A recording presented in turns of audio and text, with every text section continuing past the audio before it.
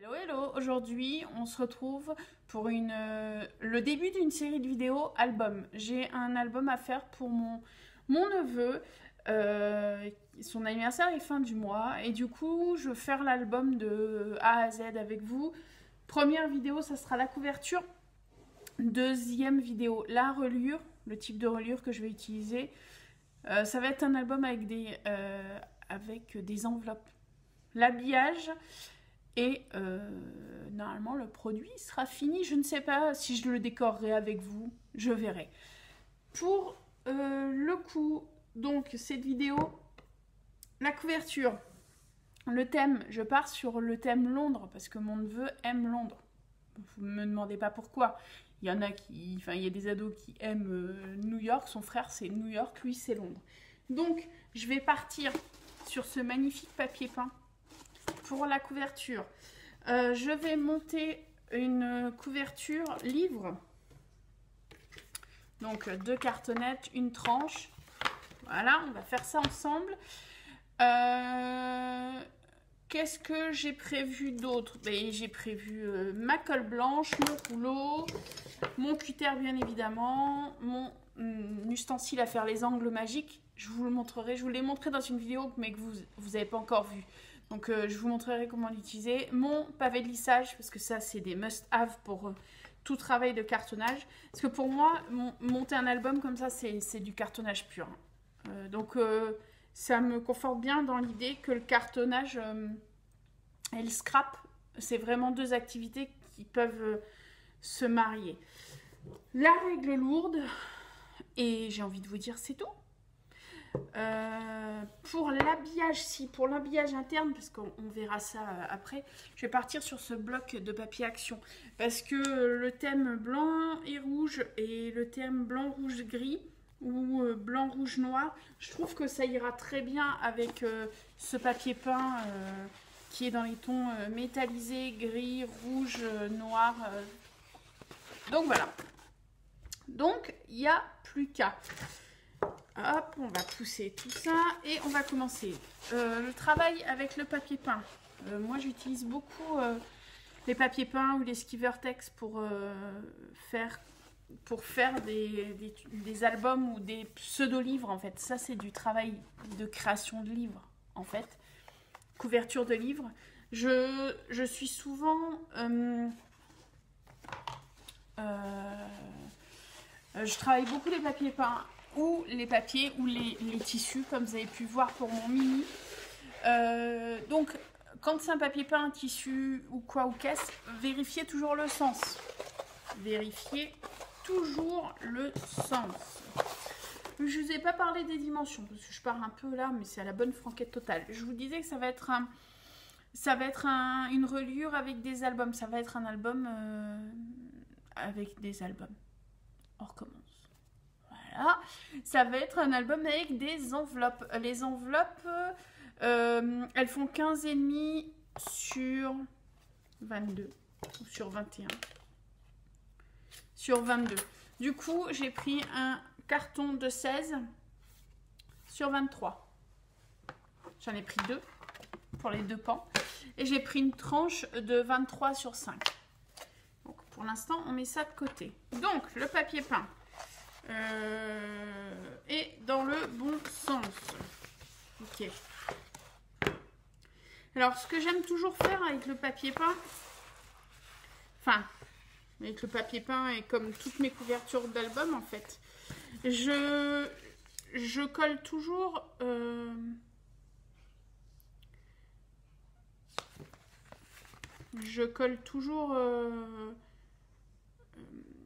comment dire? Je perds mes mots là.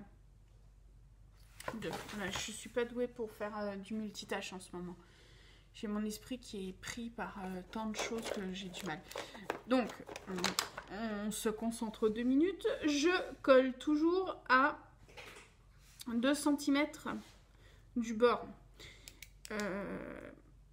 2,5. Je laisse toujours 2,5 du bord afin que quand on va couvrir la cartonnette, Bon, moi, en l'occurrence, c'est du carton de recyclage de... c'est du carton de calendrier, hein, vous voyez, 2,5, c'est du carton de calendrier. Donc, je disais, je laisse toujours 2,5 afin que tout se recouvre bien. Et ce qui va nous permettre d'avoir un travail correct, en fait. De ne pas avoir des demi-centimètres. 2 cm à 2 cm et demi, c'est juste génial pour travailler. Donc, là, on va reprendre pareil. On va reprendre 2. J'adore cette règle. Je suis tombée d'amour de cette règle. Mais celle-ci, vous devez la connaître, je pense. Elle existe en grande version, mais la petite version aussi. Pour la couture, pour tout, cette règle est juste génialissime. Donc, vous pouvez y aller, hein. On se prend pas la tête. Par contre, là, c'est pas cool. J'ai mon stylo qui coule. On se prend pas la tête. On écrit sur le papier peint. On s'en fiche, on va coller. J'ai envie de vous dire, on s'en fiche un petit peu. Ok. Je ne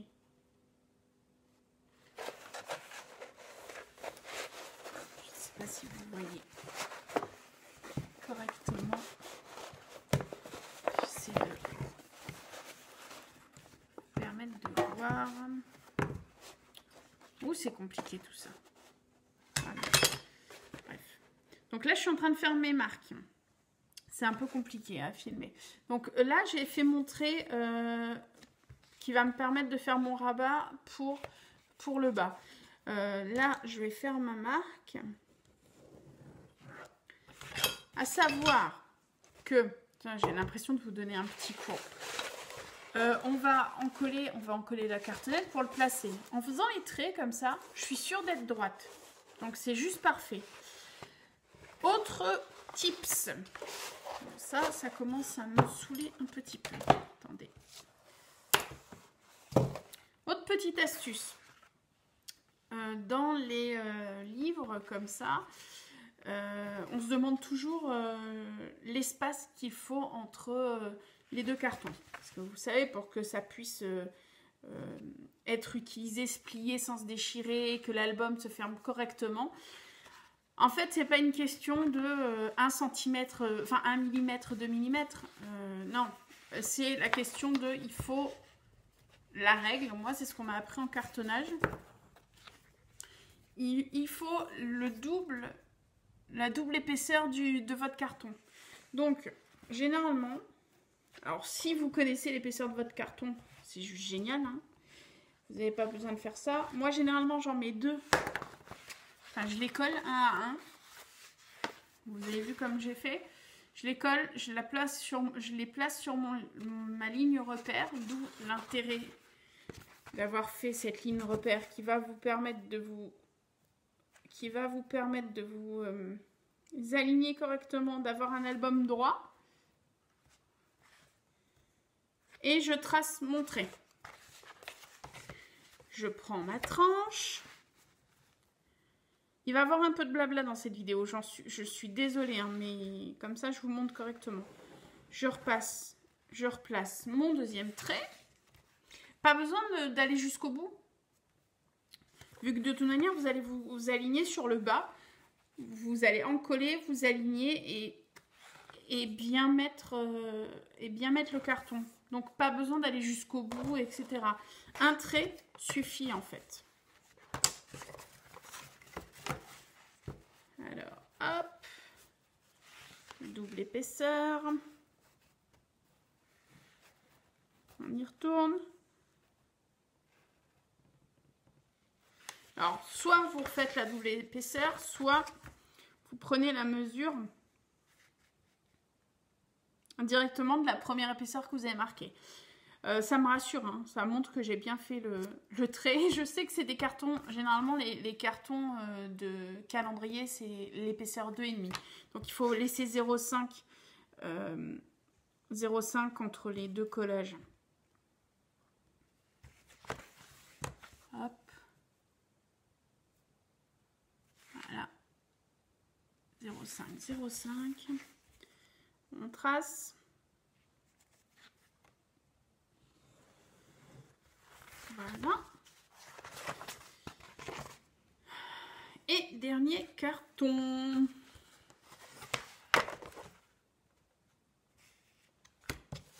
Allez.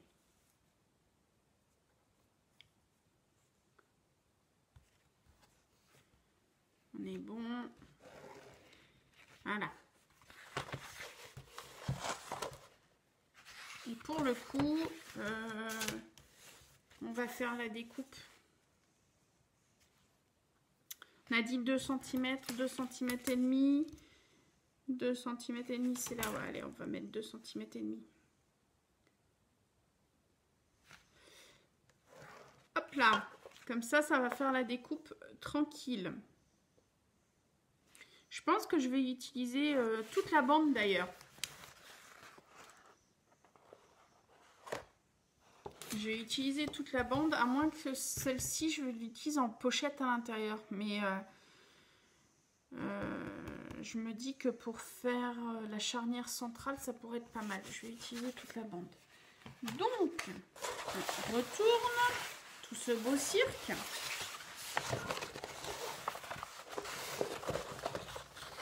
Et on y va. On continue. Des traits, des traits, des traits. Pour l'instant, c'est pas super passionnant. Donc, si vous voulez avancer, mais faites-le. Hein. N'hésitez surtout pas si vous voulez avancer.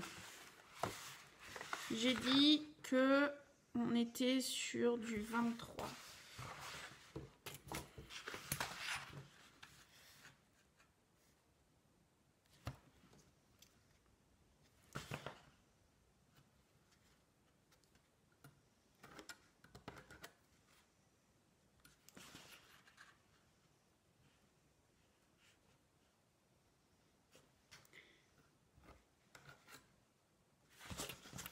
Non mais je dis qu'on était sur du 23, pas du 22. Ok. On va en faire un troisième. 23. Et on trace. Alors pourquoi je trace en haut alors que je vous ai dit que c'était pas obligatoire. C'est pas pour des lignes de colle, hein. C'est juste pour pouvoir mesurer 2,5. Pour pouvoir mesurer 2,5 pour pouvoir couper en fait. 2, 2,5 comme vous voulez en fait.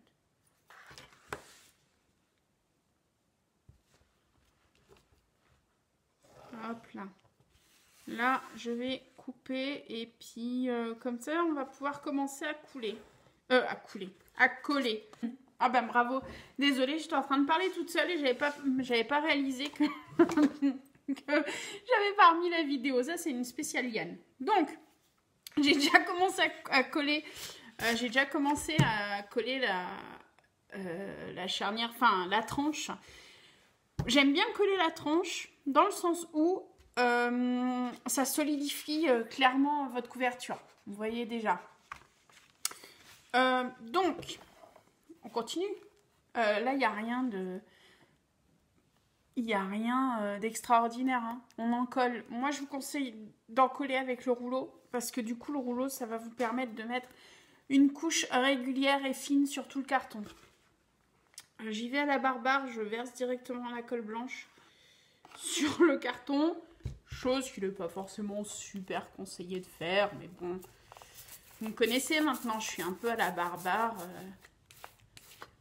Allez, on y va. On s'en fout. On s'en fiche, pardon. Donc, vérifiez bien pendant que vous étalez au rouleau. Avec le jour, vous pouvez bien voir si la colle, vous en avez mis de partout. C'est vraiment une un passage, on va dire, critique, dans le sens où c'est vraiment ce qui va faire tenir votre couverture. Si vous le faites pas correctement, et ben ça pue. Ça pue un petit peu. Donc, hop, on aligne sur le milieu et sur le bas. D'où l'important des traits. Si vous n'avez pas fait les traits, enfin, je les fais pas forcément toujours les traits. Et quand je les fais pas, les traits, je vais vous montrer comment je travaille. C'est beaucoup moins fun pour le coup. Hein. C'est vraiment beaucoup moins fun. Quand je travaille comme ça, voilà. Je travaille avec une règle lourde, donc qui prend de la place, j'avoue. Quand je suis dans mon atelier, parce que là je suis toujours dans le... Je suis toujours en mode surveillance d'état de prix dans le salon cuisine. J'en profite parce que monsieur Pierre Papier Ciseaux arrive aujourd'hui, donc l'envahissement du scrap dans toute la maison, c'est fini. Je vais être renvoyée dans mes pénates, on va dire.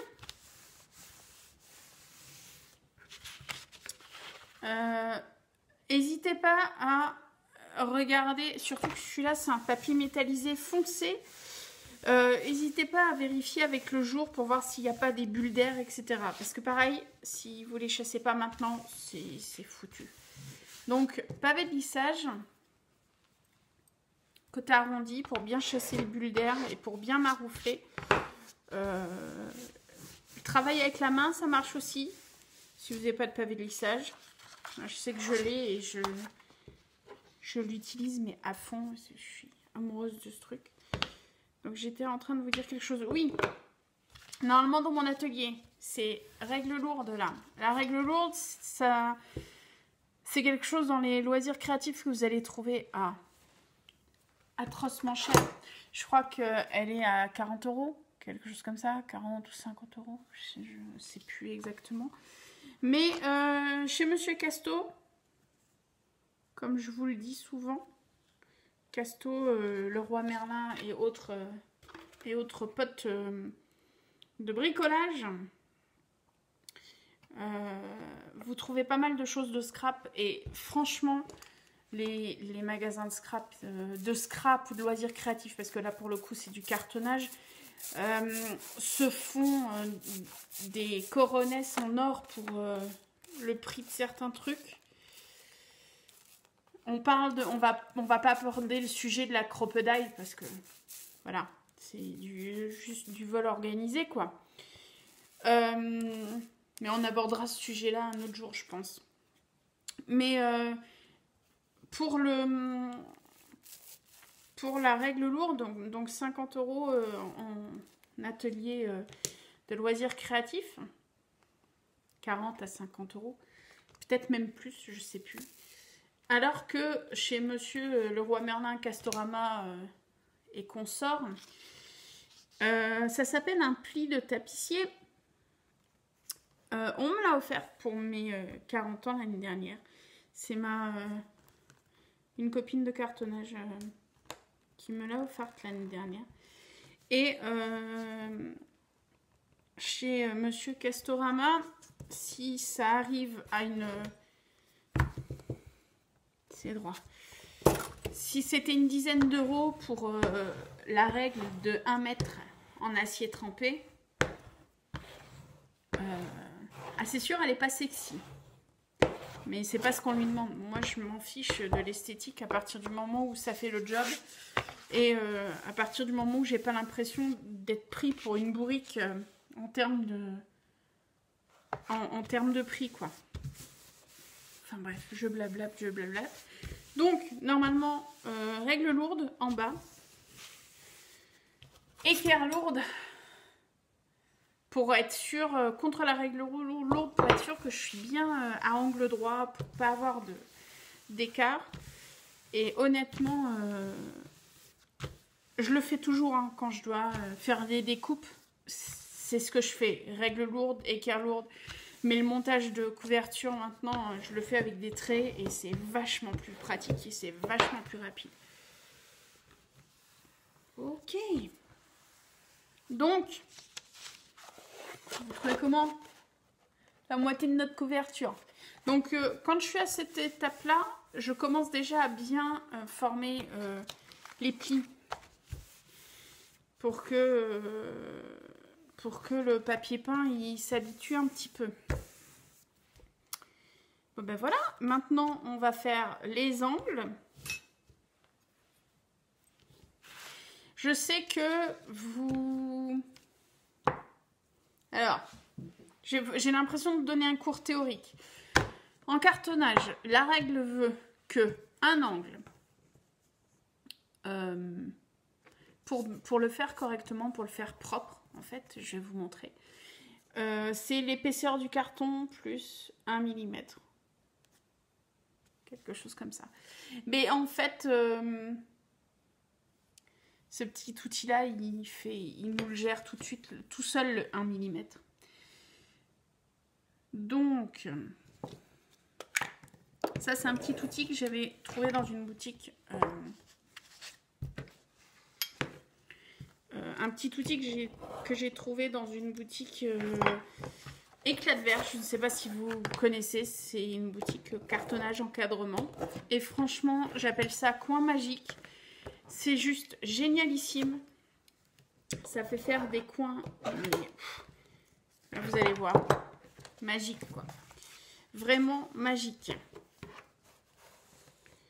Donc, quand on est comme ça, pareil, j'utilise mon pavé de lissage pour marquer les plis pour que le papier peint soit plus facile à coller.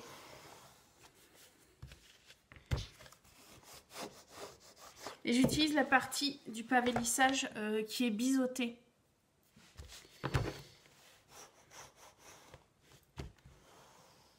Je vous prie de croire que entre ça et ça, monter une boîte, mais pas une boîte en papier plié, une boîte en carton habillé, etc. C'est un jeu d'enfant, quoi. Vraiment un jeu d'enfant. Je blablate, je me rends compte que j'ai oublié mon pinceau pour la colle. Je reviens tout de suite. Me voici. Avec le pinceau, ça sera plus facile. Donc, pinceau. On travaille toujours les angles opposés. Donc là, mettez bien plein de colle. La colle, je ne vous ai pas présenté la colle que j'utilise. Il faut savoir pour tout ce qui est travail de couverture, tout ce qui est travail de tissu, papier peint et Skivertex. Donc Skivertex, c'est du plastique qui fait imitation cuir en fait. Tout ce qui est comme ça, je fais généralement... Enfin non, c'est pas je le fais généralement. C'est je fais exclusivement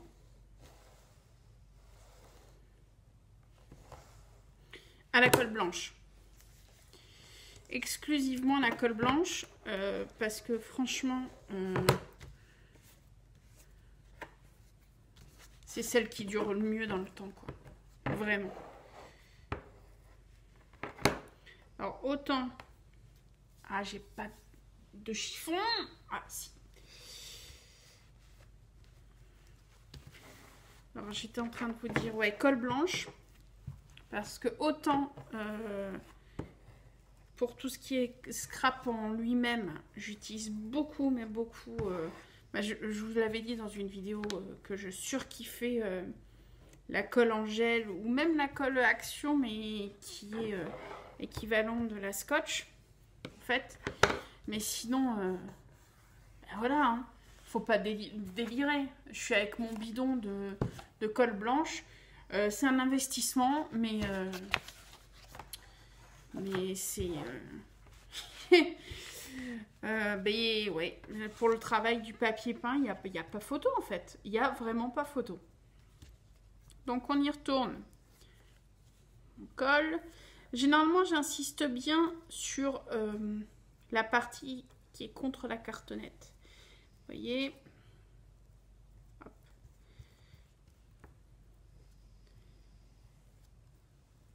J'étale bien la colle. En fait, j'en mets pas forcément beaucoup. Je l'étale vraiment bien pour vraiment qu'il y ait un minimum de rejet et de gondolage. Gondolement, gondolage, enfin gondolation, gondole quelque chose. Allez, c'est reparti.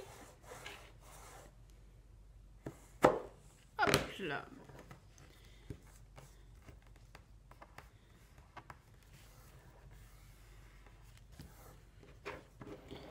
Ok, donc quand je monte une boîte, un livre, enfin quand je fais une couverture, ouais, boîte ou livre, c'est pareil. Même combat, quand je fais une couverture, même un carnet, hein, je travaille toujours coin opposé. Donc, enfin, côté opposé. Donc, généralement, hop, hop là. Généralement, je fais les deux petits et après, je fais les deux gros.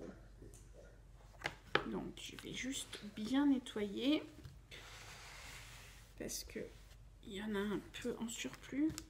On est d'accord. Donc, vous voyez, ça prend forme doucement mais sûrement.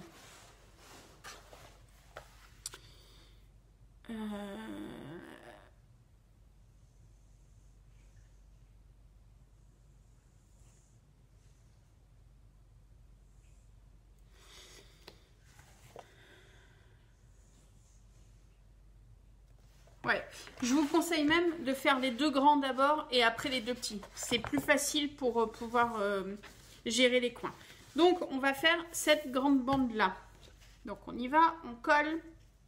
Et je vais vous montrer, pour ceux qui ne connaissent pas encore la technique, comment faire un coin parfait.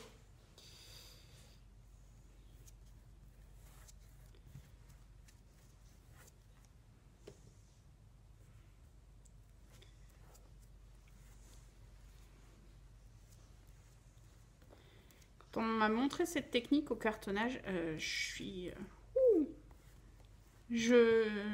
suis expressive quand je réussis les choses. Et pour le coup, à chaque fois que je réussissais un coin, je faisais « Hey, ouais !» Et ça perturbait tout le monde et ça faisait rire tout le monde, mais... Ouais, j'ai bien fait de regarder. Il manque de la colle là. Donc, le coin parfait. Hop là. La technique, va falloir, il va falloir rentrer cette petite partie là.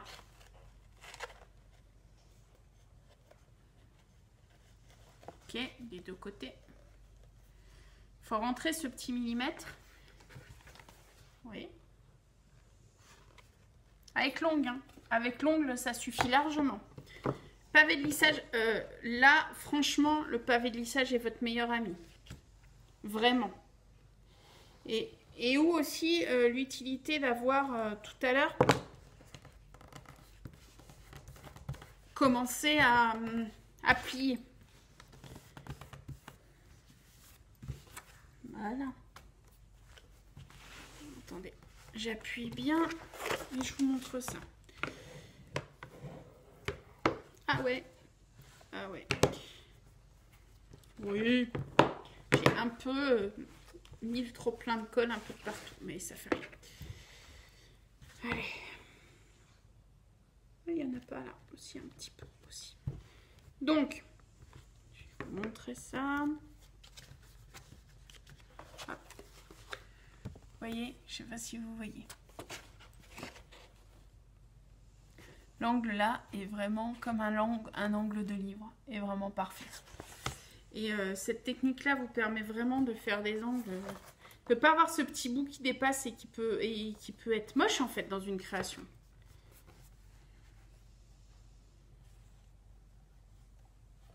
Ouais, je suis assez fière de ma couverture. Je fais l'autre côté et je vous reprends quand je fais l'habillage central. Alors, normalement, dans un cas comme ça, je fais une charnière avec la couverture. Donc, si c'est du ski vertex, avec le ski vertex. Si c'est du papier peint, avec du papier peint. Donc je fais ma charnière là et donc généralement la charnière, je prends la distance de la tranche plus les espaces. Donc là on est à 6 cm et je rajoute facilement 1 cm et demi de chaque côté. Donc pour une dans ce cas-ci, j'aurais dû prendre 9 cm. Ouais. 9 cm pour la charnière. Voilà, j'étais à 10, ça ne m'aurait pas dérangé de faire une charnière à 10. Et du coup, j'aurais collé après mon papier du bloc action sur lequel je veux travailler. Mais, je me dis que il me reste encore pas mal de papier peint. Et j'ai envie de jouer avec un raccord sympa. Vous voyez, là je suis avec une cabine... non, vous ne voyez pas parce que je suis loin. Avec une cabine téléphonique. Et du coup, j'ai envie de jouer avec le raccord. De faire l'intérieur avec le raccord cabine téléphonique. Donc pour l'intérieur, je colle. Alors généralement, je laisse... 2 mm. Je laisse 2 mm partout. Donc, vu que là, on est sur du 23, si je ne m'abuse, si je me souviens bien, on est sur du 23. Donc, on enlève 2 mm en haut et en bas. Ça fait du 22,6. Et en longueur, on est sur...